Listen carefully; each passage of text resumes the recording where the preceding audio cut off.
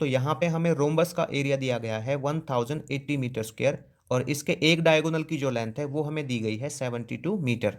तो हमें यहाँ पर इस रोम्बस का पेरीमीटर फाइंड आउट करना है। तो इस रोम्बस का जो पेरीमीटर है वो हम किस तरह से फाइंड आउट कर सकते हैं? अगर हमें यहाँ पर जो ये रोम्बस है ना इसकी साइड की लेंथ पता चल जाए तो हम आसानी से इस रोम्बस का पेरीमीटर फाइंड आउट कर सकते हैं। तो देखिए इसकी जो साइड की लेंथ है वो हम किस तरह से निकालेंगे? तो यहाँ पे ना मुझे डायगोनल दिया गया है एक, वो दिया गया है 72 मीटर का। तो इस एरिया का यूज करके मैं जो डायगोनल सेकंड है वो निकाल लूंगा। अब हमें पता है कि जो डायगोनल होते हैं ना रोम्बस के वो एक दूसरे को परपेंडिकुलर बाइसेक्ट करते हैं, मतलब एक दूसरे को 90 डिग्री पे बाइसेक्ट करते हैं। तो ये यहाँ पे 90 डिग्री पे बाइसेक्ट कर रहे हैं, ठीक है। और जब ये 90 डिग्री पे बाइसेक्ट करेंगे तो इसका मतलब क्या होगा कि जो ये डायगोनल 1 है ये इसको हाफ डिवाइड करेगा, ठीक है। ये डायगोनल 1 इसको हाफ में कर देगा डिवाइड और डायगोनल 2 इस डायगोनल 1 को हाफ में डिवाइड कर देगा। तो मैं यहाँ पे ये ट्राइंगल यूज करूंगा और जब ये ट्राइंगल यूज करूंगा तो यहाँ पे ये 90 डिग्री है इसमें, तो ये हो जाएगा राइट ट्राइंगल। और राइट ट्राइंगल में पाइथागोरस थ्योरम का यूज करके हम ये साइड निकाल लेंगे, ठीक है। और जब ये साइड निकाल लेंगे तो ये साइड किसकी होगी? इस रोम्बस की होगी।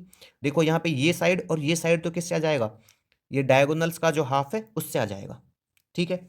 तो देखो मैं यहाँ पे ना डायगोनल जो सेकंड है वो निकाल लेता हूँ। तो एरिया ऑफ रोम्बस का जो फॉर्मूला होता है हमारे पास वो क्या होता है? 1/2 मल्टीप्लाई प्रोडक्ट ऑफ डायगोनल्स, ठीक है। तो ये हमारे पास क्या है यहाँ पे? 1080। अब देखिए 1/2 मल्टीप्लाई डायगोनल 1 मैंने यहाँ पे कितना लिया है? ये लिया है 72 मीटर और ये डायगोनल 2 है, ठीक है। तो 1080 इसको डिवाइड कर देते हैं इससे, तो ये हो जाएगा 2 3 6 2 6 12। तो ये आ जाएगा 36 मल्टीप्लाई डायगोनल 2 1080, ठीक है। तो यहाँ पे डायगोनल 2 आ जाएगा हमारा 1080 डिवाइड बाई 36। तो ये कट जाएगा इससे, 36 3 जा 108 और ये 0। तो जो सेकंड डायगोनल है वो आ गया हमारा 30 मीटर का, ठीक है। कितने का आ गया? 30 मीटर का आ गया। अब हमें क्या करना है? यहाँ पे हमें इसका नोमेनक्लेचर करना है, ठीक है ना। तो मैं यहाँ पे ले लेता हूँ A B C and D और ये जो बाइसेक्ट कर रहे हैं ये पॉइंट ले लेता हूँ मैं ई, ठीक है ना। जो डायगोनल है वो 90 डिग्री पे बाइसेक्ट कर रहे हैं पॉइंट ई पर। अब मैं यहाँ पे ले लेता हूँ कि जो मेरा ए सी है डायगोनल 1 वो कितना है। मैं यहाँ पे राइट कर लेता हूँ इसको, ठीक है। नीचे इधर ले लेता हूँ ए सी ये डायगोनल 1 लिया है मैंने यहाँ पे, तो ये है 72 सेंटीमीटर का। तो जो ए ई है उसकी लेंथ कितनी हो जाएगी? तो मैं यहाँ पे ले लेता हूँ जो ए ई है वो कितना हो जाएगा? वो ए सी का हाफ हो जाएगा। इसका हो जाएगा ए सी का हाफ। और ए सी कितना है? 72 सेंटीमीटर है, ठीक है ना।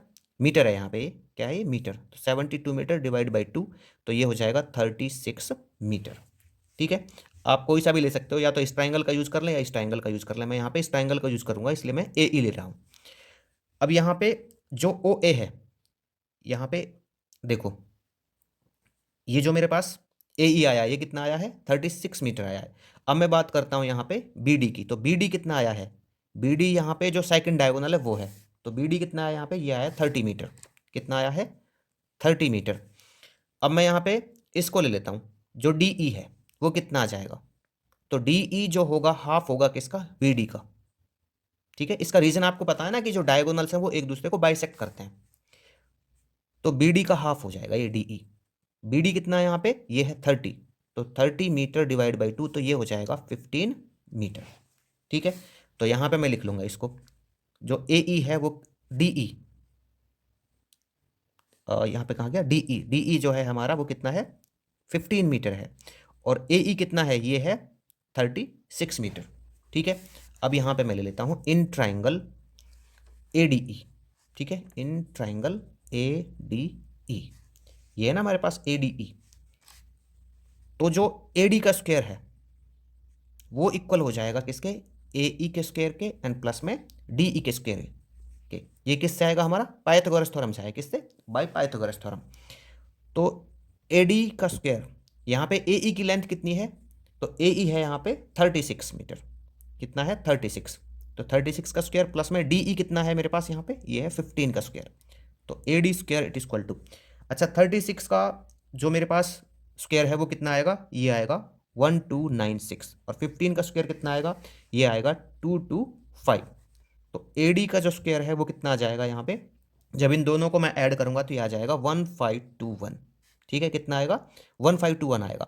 तो एडी की जो लेंथ है वो कितनी हो जाएगी यहाँ पे, देखिए ये हो जाएगा, इस पे स्क्वायर है तो इसका आ जाएगा स्क्वायर रूट 1521 का। तो 1521 का जो स्क्वायर रूट है वो क्या होगा, वो होगा 39। तो एडी की जो लेंथ है वो यहाँ पे आ जाती है 39 मीटर। ठीक है, तो अब हमें जो रोम्बस की साइड है ना वो पता चल चुकी है, वो कितनी है, ये है 39 मीटर। तो मैं यहाँ पे लिख दूंगा so side of square, side of square नहीं, साइड ऑफ रोम्बस।